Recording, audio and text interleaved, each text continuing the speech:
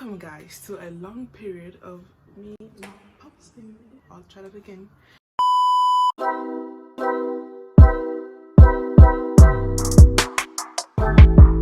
Welcome guys to a long period of me not posting whatsoever.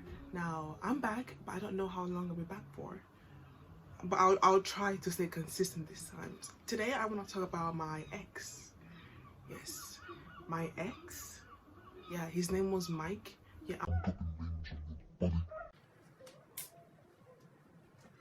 Sorry, my butt was itchy.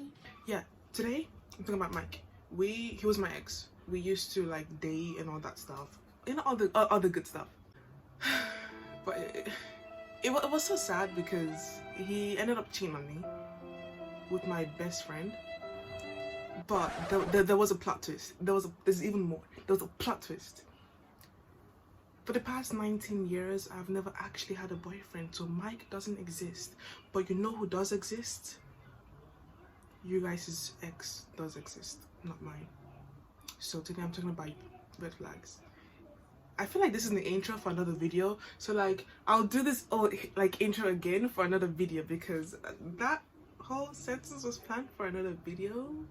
But hey, anyways, no, but like, okay, being for real now, I am reacting to red flags on TikTok, and to me, red flags, honestly, I don't like the red flag culture.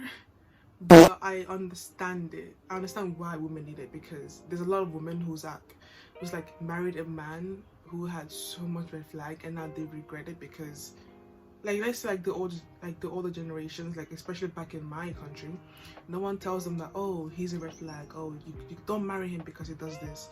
Like, they think that that's how women are supposed to be treated, right? And why can't we actually fight for those women instead of fighting for women who already have everything, you know? For example, like this modern feminism, I don't like it. The culture is just whack. Like, why aren't we supporting women who's actually been through stuff? Instead, we're supporting stuff that has nothing to do with feminism. Like, feminism, it's supposed to be about equality between men and women. That means no abusive relationship. That means jobs. I mean, the jobs are becoming way better now. Like, women are actually being paid a lot. And like now something that I've actually noticed and I watched in a podcast is that men do still have the hierarchy, but a lot of companies would hire women just to say that, oh, we hired a woman. But yeah, my airport just died. It's gonna be a long day, guys, a long day. But on today's video, I will be looking at red flags, and I think some of them are quite ridiculous because a lot of people, they try to use like actual women who's actually been through stuff, and like they think that, oh, because she was treated that way, all men are like that, and that is not true. Like, even when I was growing up, I used to think that all men was horrible because of my experience with men, aka zero. But like what I see, you know, like I'm honestly like really scared to even be in a relationship. Not because I've never been asked out, like seriously. Like a lot of guys would ask me out as a joke. Yeah, that was back in secondary school. But we don't talk about that, yeah? If you guys, oh, nah, don't want to cry. I feel like a lot of women, they're too irrational. They say, oh, all men are like this because that man did something. Like, for me, I feel like I still have that in me because I don't not like black guys, but I'm very like cautious when I'm around black guys. Don't come for me just because I'm black too. Every time I say this to my black friends, they're like, what? Isn't your dad black? Okay, my dad may be black, but he ain't a good guy, so what? Like, I see so many bad examples around me, so I understand like why that would affect like how I interact with people. So like, yeah, I'm very aware of that, like very aware of it, but I know that not all black guys are the same. I know that, and I'm aware, I'm rational, okay? But yeah, let's actually get on with the video. Oh, I might add this in the end actually. Anyways, I'm gonna start reacting to the videos now. I need to drink my coffee. Iced coffee. The ice melted, by the way.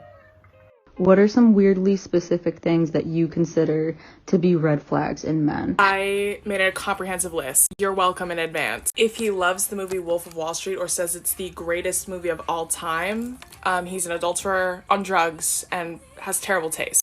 Okay, I actually have experience with this one. Just because I didn't date anyone doesn't mean I didn't have the talking stage. It wasn't even the talking stage. It was more like this guy just wanted to like. When we were talking, he recommended me this movie. I forgot what it was called.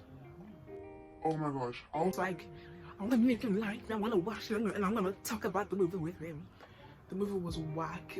I don't know what it was, but it was just so bad. I could not pay attention to it. The whole movie, like throughout the whole movie, I couldn't see nothing because it was so dark. You know when they make the thing so dark you can barely even see it? Yeah, that's what it was. I could not watch it. I watched it to the end, and then it was like, oh yeah, there's a second movie and a third movie, and I'm like, wow, yay.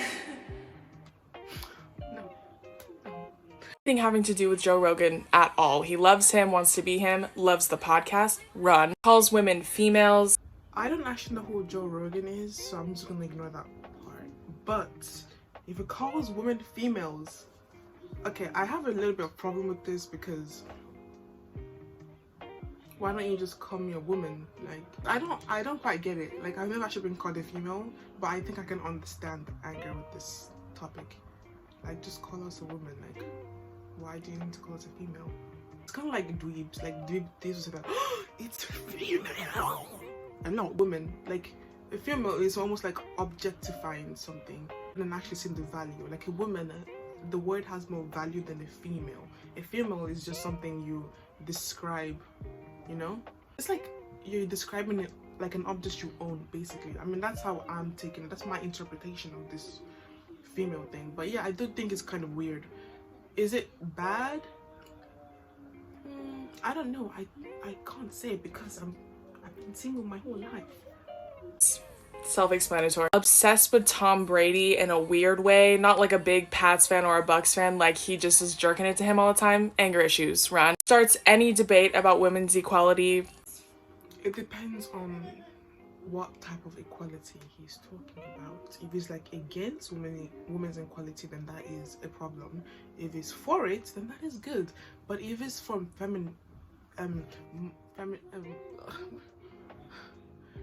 but if it's for modern feminism, then that to me is a problem because I feel like modern feminism the old feminism, the first and second wave, and the feminism we have now is completely different. It's not even about equality anymore. Now it's about sexuality, and it's like that's not what a woman equality is. That's not what feminism is, and it can't be masculinism because that doesn't exist.